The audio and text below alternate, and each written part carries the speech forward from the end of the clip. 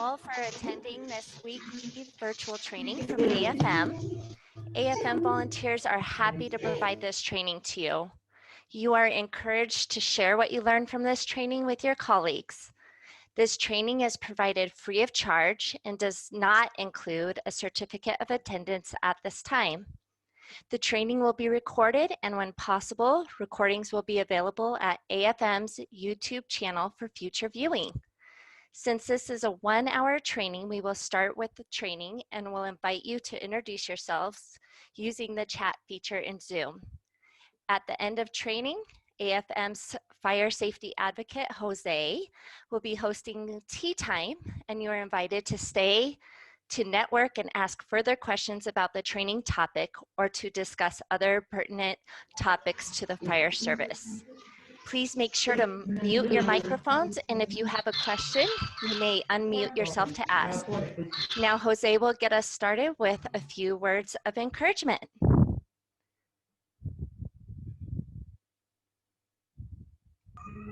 Okay, amen. Thank you so much, Shandy, for the invite. I truly appreciate being here always. And without further ado, today we're going to get into the word of encouragement. And I'm going to read from this 90 Day of Encouragement. It's a 90 Day of Encouragement, volume number 3. And it is designed for firefighters to read one chapter a day, or should I say one page a day. So today we are going to read from day 23, and it is called Spiritual Refreshing. It's written by Keith Helms. He's the international board member and retired fire chief, battalion chief with the Charlotte Fire Department. And I read, consider this, working at a structure fire is very demanding. This is very true at multi-alarm fires in the heart of the summer. Firefighters can quickly become fatigued and dehydrated.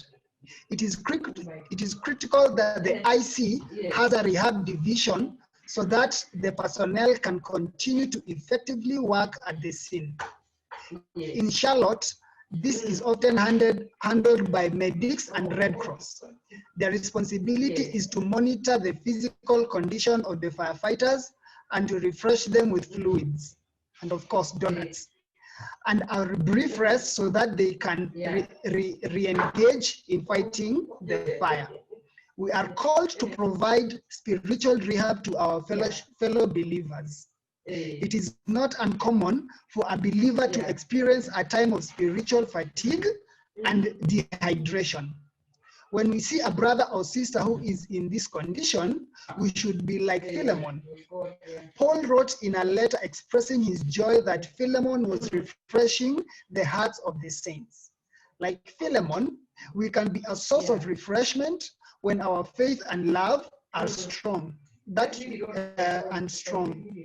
A faith in Christ and a love for him and love for all the saints and all the saints. The goal of the refreshment is to encourage a brother or a sister to draw closer to Christ and to Christ, to rest in him and to re-engage in the spiritual battle.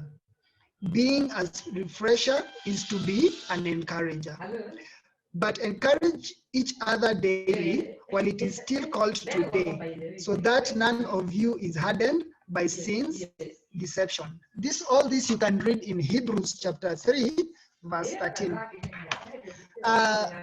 Well, as just that verse has said in regards to spiritual refreshing, we need to always stand and refresh our fellow firefighters in the firehouse. It is always encouraged that you can get to pick up a phone and just dial and get to know how people are doing and in their struggles. Like just yesterday, I got to visit a firefighter in hospital, the one who got an injury, and it was really encouraged for me to visit. And also, just this morning, I got to talk to Richard, who his auntie was suffering, was having cancer, but unfortunately today she went to be with the Lord. But just picking up the phone call and getting to call is really encouraging. So today, let's stay encouraged and also let's encourage each other. So I'll say a short prayer and then we start. Let's pray. Dear Heavenly Father, we say thank you for today. Thank you for using us as a tool to be encouragers in the firehouse. Thank you that you've enabled us to have a tool that can be able to get us connected into the firehouse and into the fire service and all that we do. Lord, we ask of you that today you bless the speaker, trainer Craig, so that he can take us through the lesson and that we may be encouraged. I ask of you that you remind people to come through the meeting so that they can come and learn more about the fire service. I pray this all, trusting and believing in the mighty name of Jesus Christ. Amen. Craig, all right, take it sir. up from here, sir. All right, thank you so much. Okay, so my name is Craig Duck. Many of you, if you've gone to any of the academies that AFM has done, I have been there. And most of you remember I am the chaplain at those events. And so I bring a word of encouragement like Jose did today. And appreciate you doing that, Jose. But I am also a firefighter. I've been in the fire service for almost 30 years now. At 38, just getting ready to turn 39 years of service. Brigade Level Drills is a passion of mine, and I spent as an officer in Washington, D.C. Quite a few years doing what we call company level drills, and it's a way to improve efficiency and improve your service. You get better at it, and so you might think I'm preaching to you today, but that's just because I'm passionate. So what do I mean by brigade level drills? The goal of the class today is that your local fire brigades get excited about setting up regular drills to enhance firefighter readiness and to be able to meet the challenges faced in your local area. So firefighters today, we're going to learn how to set up a schedule, choose topics, and conduct brigade level drills. How many of you here today were here last week and attended the training that we taught about? How many people either raise your hand or put in, put a little comment that you were here? One thing I would be curious to know how many people that were here last week, and that was a great lesson that was taught on ropes and knots. How many of you went back to your brigade and worked on it with your people? So write a comment if you did that. You actually listened, learned something from that firefighter, and then went back to your brigade and did something. Most times we don't do that, and that's where the disconnect is. AFM is working hard to get firefighters the tools that they need to improve their departments. So they want to train, empower, support, and encourage you. Those are some of the fundamentals that AFM is working on.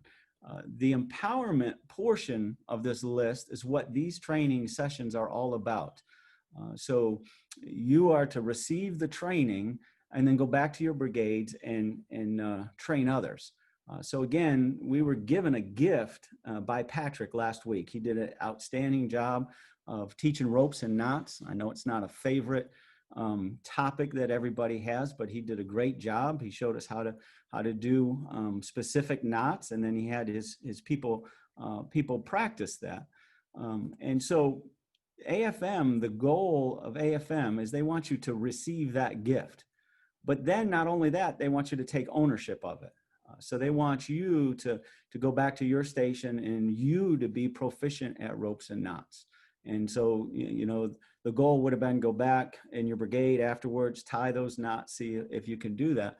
And then what AFM would like you to do is they would like you to pass that gift on to other people. So not only receive it, but take ownership and then distribute it to others. That's how we're going to improve the fire service. Sadly, many people today will get information and they'll hold on to it. They might view that information is power, and if I know something that you don't, then I'm more powerful than you, and then maybe I'll get promoted or something. And that's not what we're supposed to do. Let me give you a little story. There was a missionary team that came, let's just pick Kenya. So a missionary team goes to Kenya, and they plop down their tents and make a compound in the middle of nowhere because they know nothing about Kenya. And so they get all set up, and they want to start doing mission work. And so the first day, they divide these 4 people. One goes north, one goes south, one goes west, and one goes east. And then they do mission work all day. And then they come back. Well, they soon discovered that they were ill prepared for that journey, as it was hot. They didn't have enough food. They didn't have enough water. There wasn't resources there. And so they couldn't take a bath, and they were starting to stink. But day after day, they would go out. One of the missionaries that went to the east discovered that there was a compound of people there that had wells and had running water, and so he took a shower and got all clean and took a nap in a refreshing area, and then would talk to a couple of people and did his laundry, and then would come back to the compound. And he never shared this. And it went on day after day as the other missionaries were getting ready to die of dehydration. This missionary had everything that he needed, all the water and stuff. So what is your opinion of that missionary? Who'd like to speak up? Jose? Well, no, you had trouble. What is everybody's thought of that missionary that held on to the water, held on to life-saving stuff?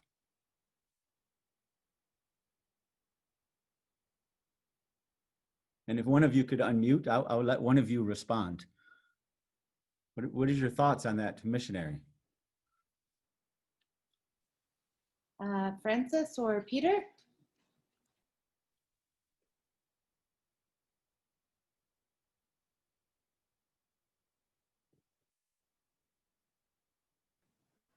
Hello. Yes, Peter. I have a problem with your forum. Your forum is too raw. My what? Forum. Yes? I'm saying your forum was too raw. I didn't get the message. You didn't get the story. Okay. All right. How about somebody else with the missionary? I didn't get the story. Well, it was not right for him to go refresh, then come back alone. Yes. So, I mean, people get angry, right? Here he had Yes. life-saving water. You know, all he had to do was tell his friends where to get that life-saving water and food and refreshment, but he held on to it himself. And so we get angry at people like that. And my point with Brigade Level Drills today is that we were given a gift last week. And if we hold on to that knowledge, that's the same as that missionary that didn't want to disperse it. And so it is important for us to take what we've been given and then to share it with others. And how you do that is through these brigade level drills. Now, what do you think when I introduced the topic of brigade level drills? What was in your mind? What did you think I was talking about? I think of, when I say brigade level drills, when we were in Thika, it was the first time that I saw the chief there. We had the governor coming over for the closing ceremony.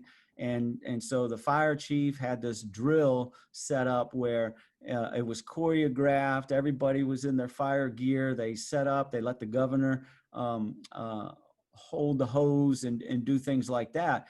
And there was a lot what we call pomp and circumstance. And I think maybe perhaps you get that from the English influence that your country has had. And brigade level drills are not pomp and circumstance. It is a forum of which we can conduct evolutions, where we can teach what we have learned to every firefighter that is in your brigade. So a brigade level drill they're mostly small, they're hands-on, and the training is conducted at your brigade. or in some other places we'll learn out, but it's just a small, intimate setting where you can pass on the knowledge that you had gained. And so what it would look like is when we learned about ropes and knots, we'll go back to our brigade, and at a certain time, then we'll make sure everybody is proficient at all those knots that he had assigned. Because that's the important part.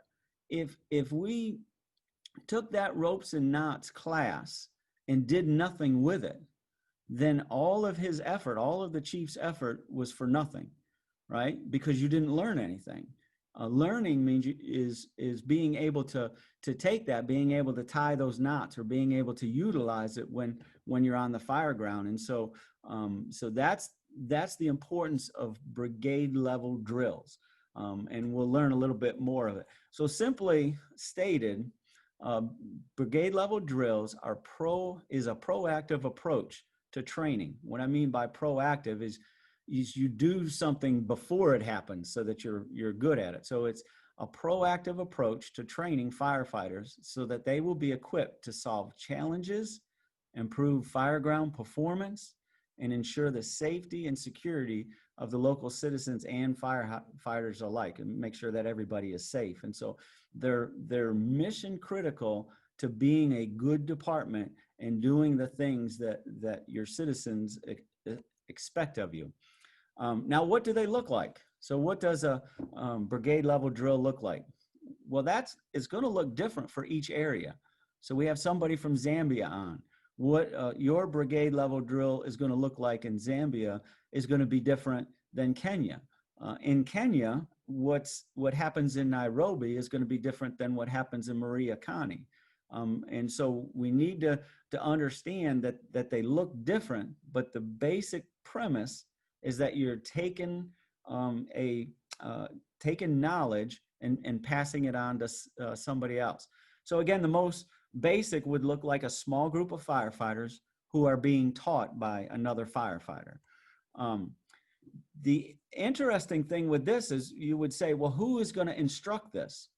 The instructor can be anybody. It can be an officer, whatever your hierarchy is that your department is set up. If you have a fire chief, if you have people in the company itself. We had in Washington, D.C., we had fire chief, we had assistant chiefs, we had company officers. So I was a lieutenant, we had captains and so on. And we also had firefighters. But when we conducted our, what we called company training, it could be anybody. So if you were a firefighter last week, there would be no reason why you couldn't conduct a class in your brigade. You could just get the firefighters together, even if your chief doesn't call for it, just get them together, say, hey, let's go over these knots.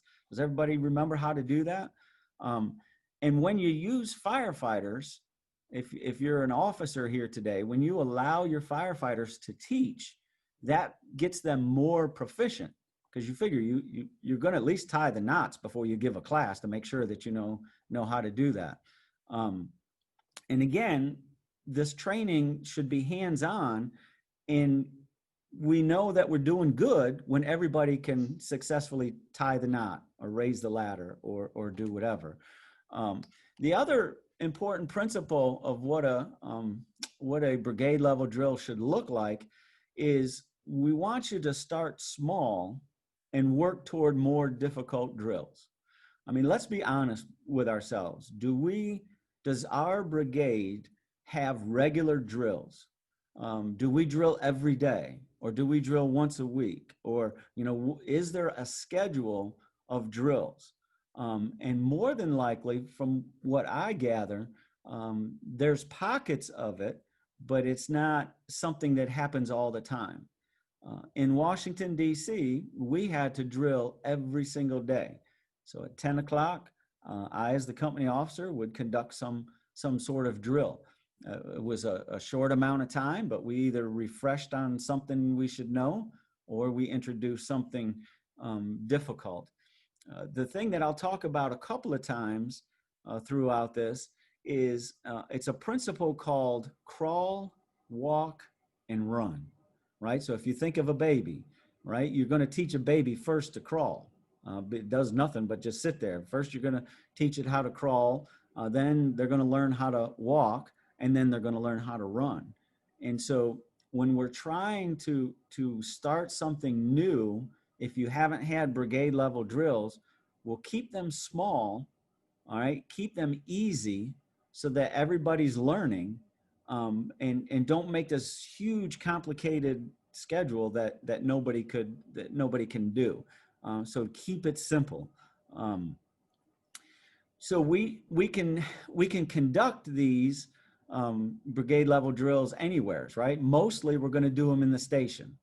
So I think of like Maria Connie, where they had the overhead roof, and then they had a cement slab, and you could pull the fire truck out. You could sit around there, and you could take old pieces of rope out, and you could learn how to tie the knot. So and you would just do that. It's simple, but now you make sure everybody knows all the knots, and you wouldn't stop until everybody becomes proficient at it.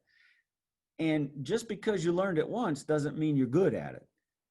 I still, even with almost 40 years of service, still have to practice ropes and knots. If I don't, I'll forget how to do them because we don't use them every day. And I think of these brigade level drills, and I'll use Kenya again as an example. You know, Kenya has some great marathon runners. You're known for that. A lot of the Olympics, you come in first place. And when we went to Thika, there was people that were running a marathon. Well, how do you get good at that marathon? You take and you practice every single day, right? Those runners were out. That when we were doing that academy, those runners were there every day. They were putting in hours and hours and hours, learning techniques. How can I get better? How can I get better off the blocks? How can I get better in the long haul, or when I run into a wall, so to speak? And so they worked on that, and they became good at it. Can you imagine if the Kenya runners treated that like some fire departments do around the world, where, okay, I learned how to run, but I'm just going to sit around and do nothing. And but I learned how to run, so I should be pretty good at it. And then when the Olympics come, you'll be in last place. So brigade level drills is a marathon. It's something that we should work on each day, or at least once a week. And that is how we get proficient at doing what we do. So let's look at making a schedule. And what I want to think of is, if you don't make a schedule, see, chances are you might go back and do a drill tomorrow, or maybe later today, and or you do it for a couple of weeks, but then it'll stop. The challenge is making a schedule, writing it on paper, so that everybody knows what you're gonna drill on. So what challenges does your fire department face? And that's where you start with making a schedule. What are the challenges? I'm not talking about lack of equipment or resources or lack of personnel. We can all sit around the firehouse and gripe and complain and whine, but that's not going to do anything. What I'm talking about is when you take a serious look at your brigade and you see, okay, we're going to these fires and people are throwing stones at us. Well, why are they throwing stones at you? Is it because you run out of water? Well, then there's a bunch of drills you can do for water supply. In fact, we taught that at an academy and gave you some good ideas on what to do. So you should go back and practice those. Is it because they look at you and you can't put a hand line in place quickly? Then there's some company drills. Go back and practice and be proficient at it. So I'm talking about what is your challenges in your local department. One of the examples I'll give to that is I was staying in a hotel in Maria Connie, and in the hotel, all of the windows had bars on there.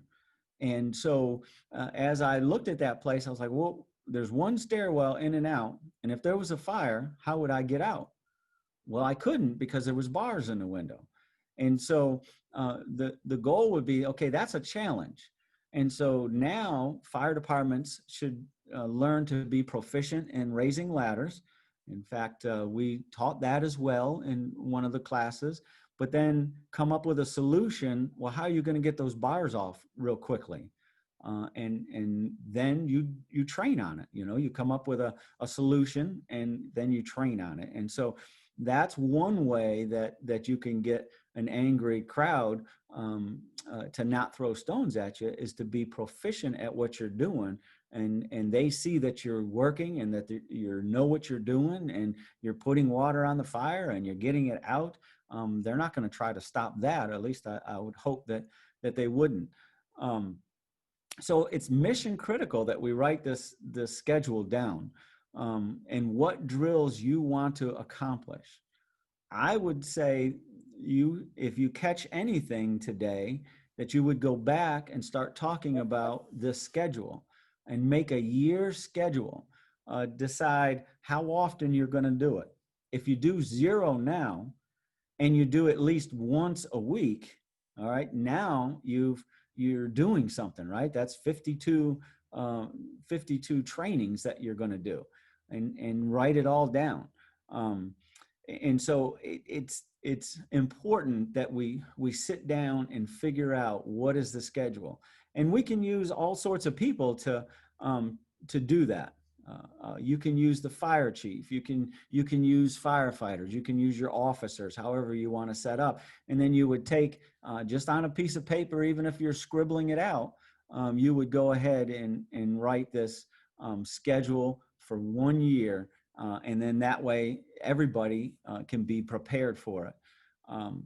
Make sure that your topics, when you're writing the schedule, are well-rounded, okay? If you think of today's firefighters, we have a whole lot of things that we can do. We are certainly tasked with putting fires out, but if there's a bad accident, you're going to go to that. If there's a big event, like say the bombing that they had in Nairobi, you will go to that. So there's a whole lot of things that you can put down on your schedule. I know AFM works hard at giving you topics to be able to teach others. And one of them is fire prevention. And we don't see a lot of local brigades going out into the community and doing fire prevention. We're starting to see more of that thanks to AFM, and Jose works hard at doing that. And there's other departments that are doing it.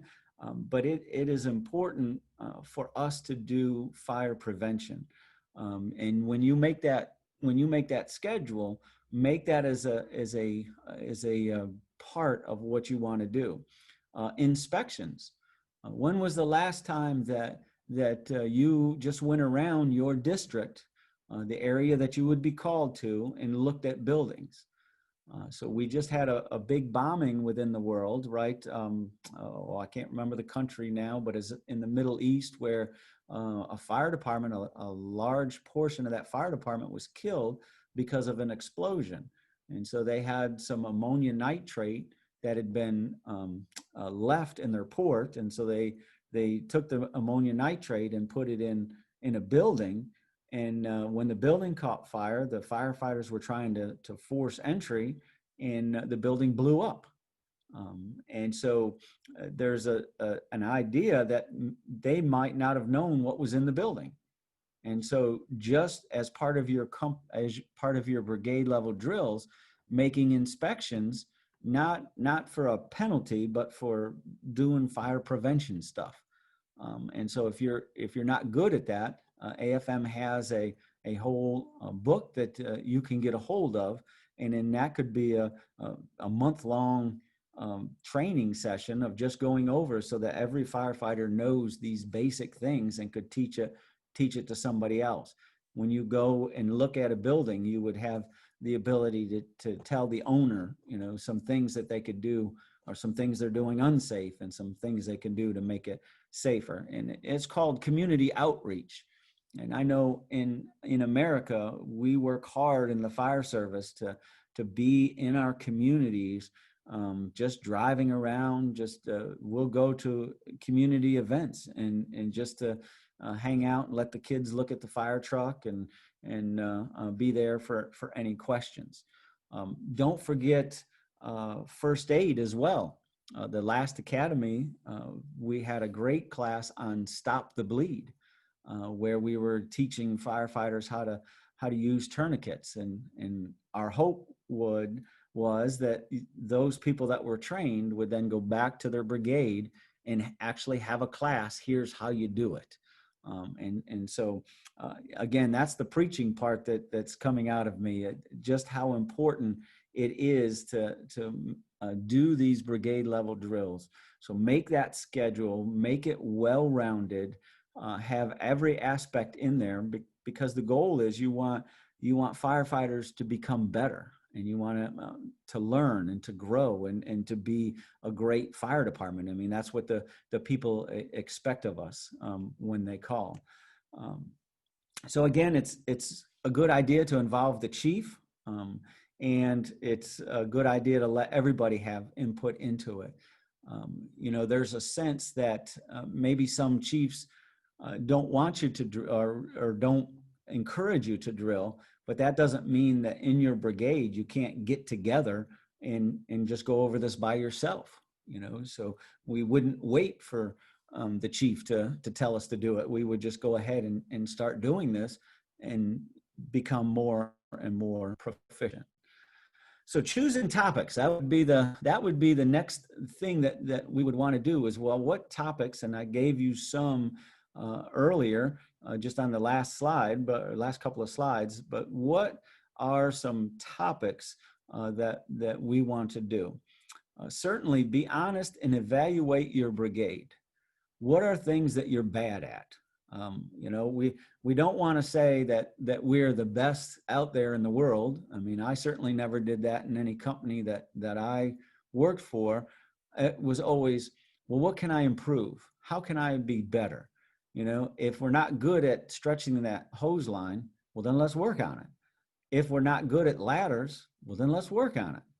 And just use whatever the needs are of the local brigade, the local community, to choose your topic that you can do. Remember, we started saying this, that a brigade level drill is a proactive approach to training firefighters so that they will be equipped to solve challenges, improve fireground performance, and ensure safety and security of local citizens and firefighters alike. Proactive. And so if we do an honest evaluation of our brigade and how can we get better, then that will help you in choosing your topics. Proactive is simply, I'll give you, it's not a drill, but it's a thing that happened in our department in Washington, D.C. Every time we went to a fire that involved a fatality. And so that's always a big deal, and it's sad, right? But you want as a firefighter to save to rescue everybody, and so we would occasionally go to a fire where somebody would die, and you could rest assured that the very next day we would be going out in the community handing out smoke detectors. Okay, that's not proactive. That's what we call reactive. In America, we call that a knee-jerk reaction. Something bad happens, and then we train on it. Being proactive means we're going to find out what areas are we weak in, and then we're going to get better at it. Maybe last week with ropes and knots, you discovered that you're not very good at it. And so you would want to practice that until you got good at it, or doing putting your lines together. And so just be proactive when you're choosing your topics, and the topics are such that it makes everybody better. One thing you don't want to do is belittle people. you know. So you go back to your brigade if you were an officer, and you go back and you start working on ropes and knots, and then you're just like, you know, you guys don't know anything, you ladies don't know anything, and you can't tie a knot, and that doesn't help the situation. A brigade level drill is so that you walk everybody through it, and that you get them proficient, and then you start improving on that. We have what we call a KISS principle, and that is simply keep it simple, silly. Again, if you've never had brigade level drills, don't try to do some fancy thing. Like at the last academy, we had a car fire, and it was, I can't remember, some other incident where there was lots of people lying around, and there's a big, you know, you had the EMS doing stuff, the fire doing stuff, and the community shouting and screaming, and it was a big deal to put this on. Don't make that your first brigade level drill. Just simply sit around in some chairs with some old rope, could be scrap rope, and tie knots. So keep it simple. When you're choosing your topics, we live in a great world. We have what's called the internet. That's the reason why I am here in America and you are in Africa and you are being trained. It's the internet. Well, we have things like Google, we have YouTube, all things that we can use to be able to learn how to do things. So look to the internet. I Googled before I got on here on ropes and knots, and YouTube had more than 100 simple videos of firefighters tying knots. So if it wasn't clear from last week, if one little area you didn't get, you can get on YouTube and you can look for that. You can, when choosing topics, you can look at material. One of the departments that you have in Kenya had some training books. We'll use that. Use anything that's simple to begin with, and you can use those books. You can go to AFM's website. There's training on there. You can check with experienced firefighters to see what kind of topics would be good. But be creative, and when you're writing your schedule and you're choosing your topics. And so, what are some topics that you could use in your brigade? Who would like to, what would be a topic that would be good for your brigade? And you can unmute yourself and answer.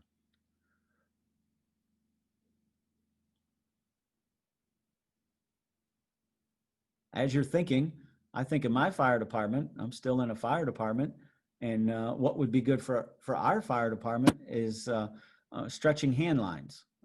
We could use some improvement on that, getting better at putting all of our equipment on, stretching a hand line, and then moving it. That would be a good topic for my department. But what about yours? What are some topics?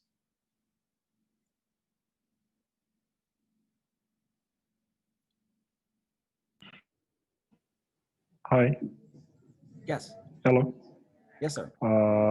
Yes. Like ladders. Ladders. Department. Yes. Yeah, and that's a good topic to do. I want to believe, I think it was either last year that we went or the year before. John, which is Shandy's husband, he was teaching like a basic, like a recruit class, and we were at a firehouse and we were just checking over the ladder, and we noticed that the ladder didn't even work. And so we had to fix the ladder so that we could kind of get an idea, or he could get an idea of how to teach people in the next day or two. And so brigade level drills do that. It's getting the equipment out and teaching on it, so you're making sure that it's working. So good. Ladders. Any other topics that would be good? Hose maintenance. Hose maintenance. You know, how do you fix the hose? And see, that's a simple little drill that you can have a firefighter teach. But you know, how do you get those you have quick connect couplings, and how do you, how do you cut the hose, reattach the quick connect couplings? Because from my understanding, those break a lot, right? The Chinese made a lot of it, and y'all don't like how they made it. So it's good to know how to fix it. So yes, good topic. That's a good topic. And any other topics that would be good for you? Hello. Yes. I think the good topic will be donning and doffing of PPE. Yes. Yes. That is a great one. I think our department could use that a little bit as well. We went on a call last week to help another fire department with a extrication. And so it was a ways from our firehouse. It took us 20 minutes to get there.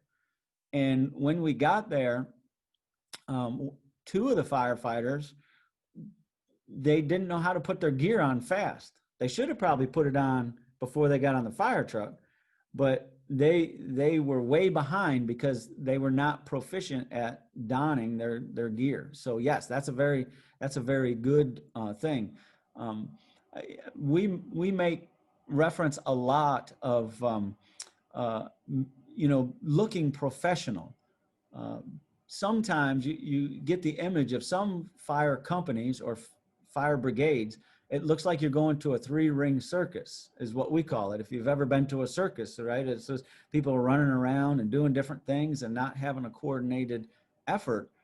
And so these company drills, something simple as putting your gear on, is it tells the people that, hey, these are professionals coming. They're good at what they do. And so hopefully you won't get stones thrown. Any other topics we might think of?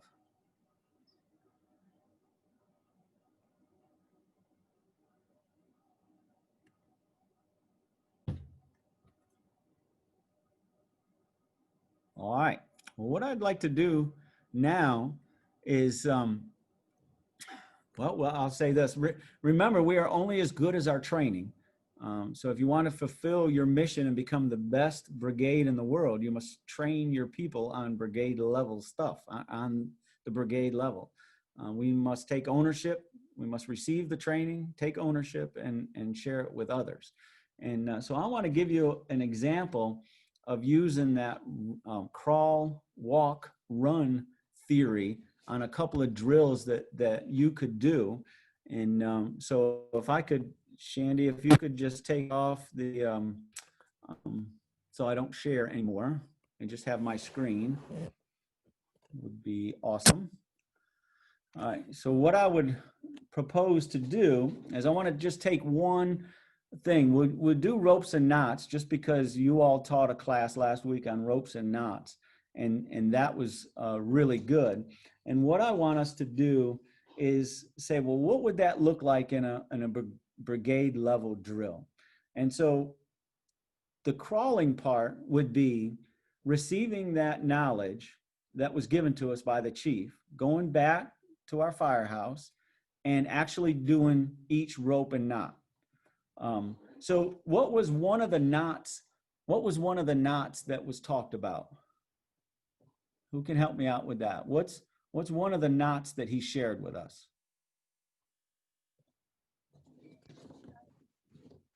For those that were there. This is Francis. Yes. One of the notes that the chief taught us was the bowline. The bowline, right? And yes. So the object is, are you good at the bowline? I'm glad you chose that because I'm not very good at the figure eights. I need to work on that myself. Maybe I should have some. But we had a saying before that, you know, the rabbit comes out of the hole and goes around the tree and then goes back in the hole. Oh, sorry. And then you make a bowline, right? And so that's just a simple way to make it. And then you got to dress it. The chief told us to dress it and make it look nice. I could put a safety in. I'm not holding it. Okay. So then I got my bowline. Okay. So that's the crawl portion. We sit around the firehouse. We get some rope. I noticed that most hardware stores, right? And most of the communities we went to, there was somebody selling rope. So you could get your own little piece. It doesn't have to, you don't have to use the stuff on the fire truck. You can use simply a piece of rope. And you would practice that until such time as you're proficient.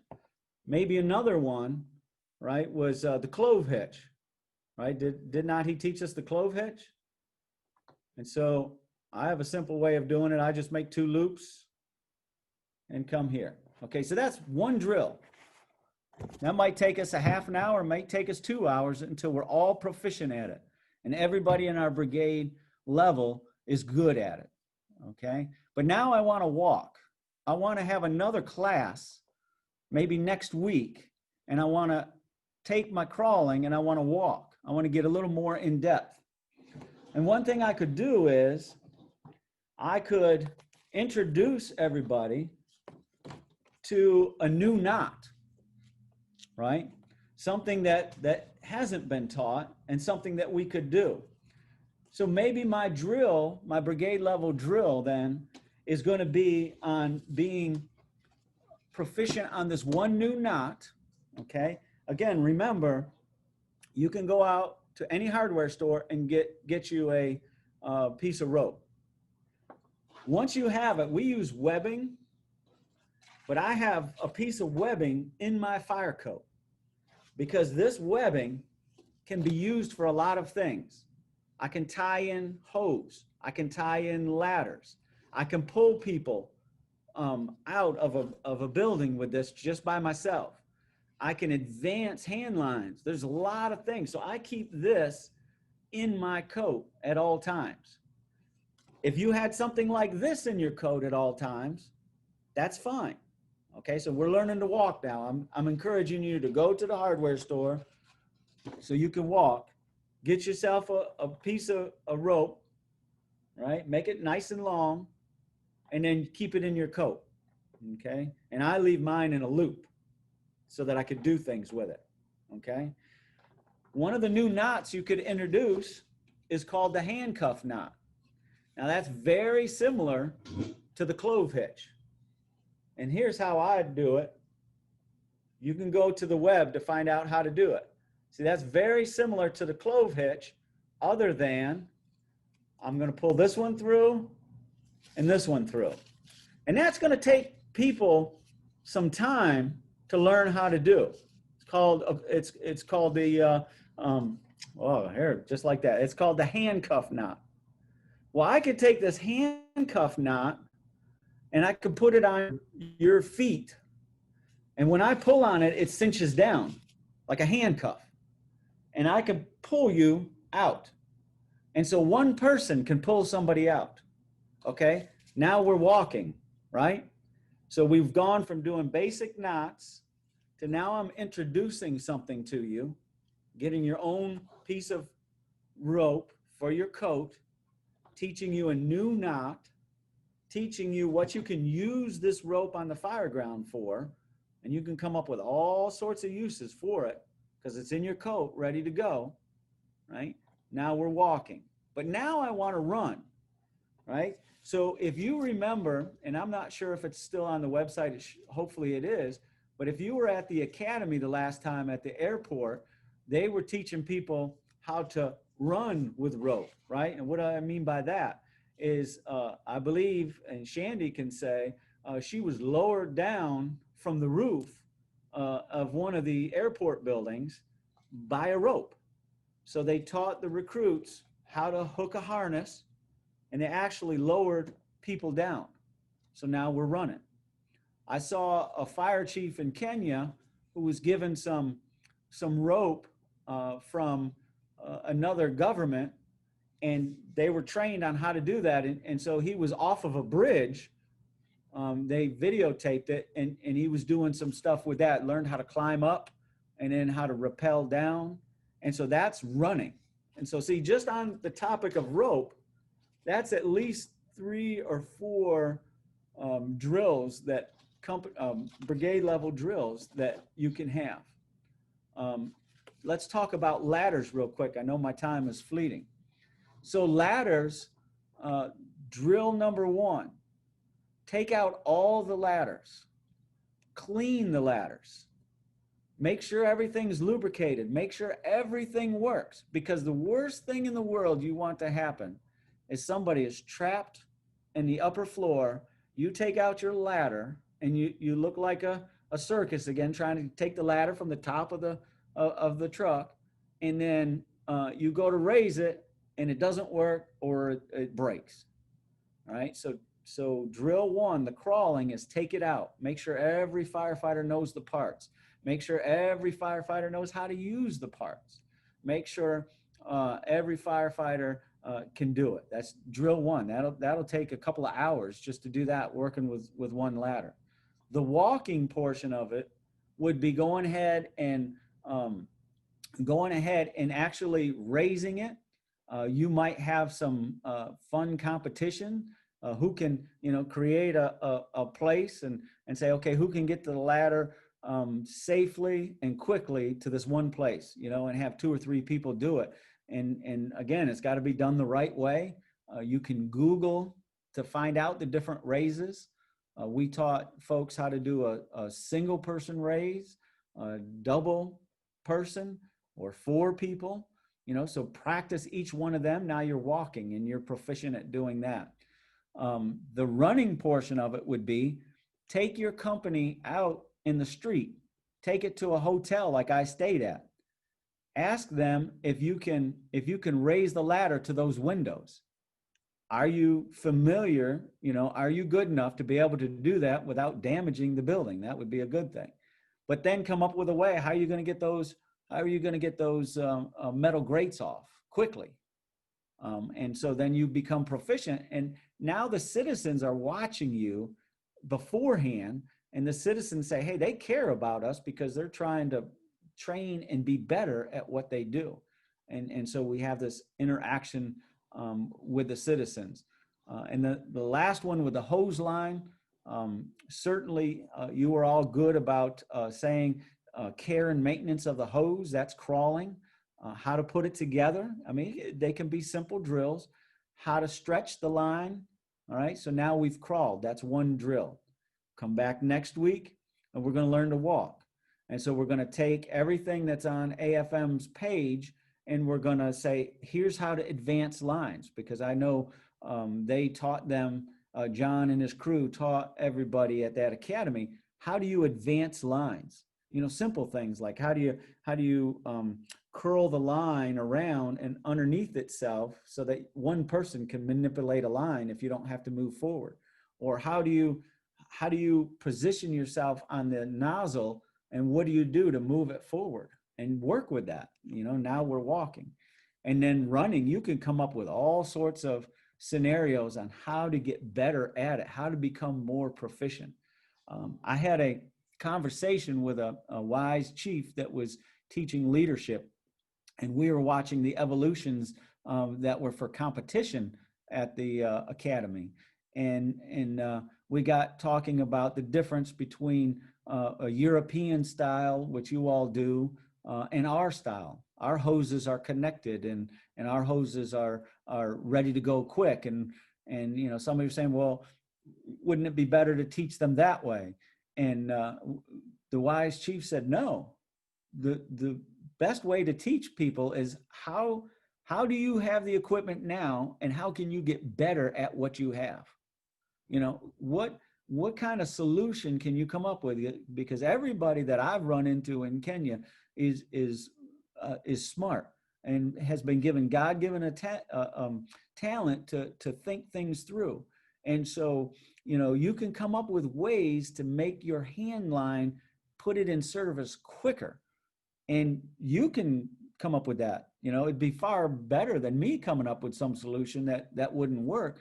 But when you all see it, right, that's the running portion. Now you come up with these drills to make it you to be faster and more proficient, so that you get one of those fires and people see you're clear in what you're doing, and you're quick at what you're doing, and you get water on the fire quick. And they wouldn't even have time to throw stones at you because you're doing a good job. That's the goal of brigade level drills. So any questions? I know that was a a blast of stuff, but what questions would you have for me that I can help answer?